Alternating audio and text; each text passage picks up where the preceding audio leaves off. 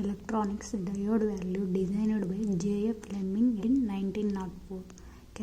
Cathode వచ్చేసి made up of tungsten. Diode value, it acts as a rectifier. Rectifier means it converts alternative current into direct current. Triode value designed by Lee Forest in 1907. It consists of anode, cathode and one more electrode.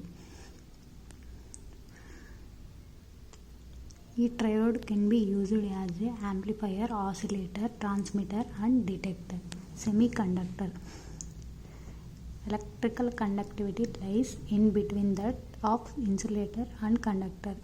It means insulator ki conductor ki మధ్యలో ఉండేది semiconductor అన్నమాట. Example germanium and silicon.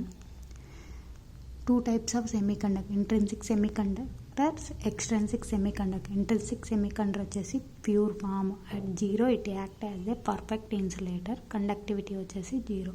Extrinsic semiconductor, impurity added to intrinsic semiconductor, large increase in its conductivity. The extrinsic semiconductors two type: p type, n type. p type లో holes majority charge carriers, n type లో electrons majority charge carriers. Doped with trivalent impurity in p type. n type లో pentavalent impurities తో dope చేస్తారు. Examples వచ్చేసి p type gallium, indium, boron, aluminum. n type examples arsenic, antimony, phosphorus.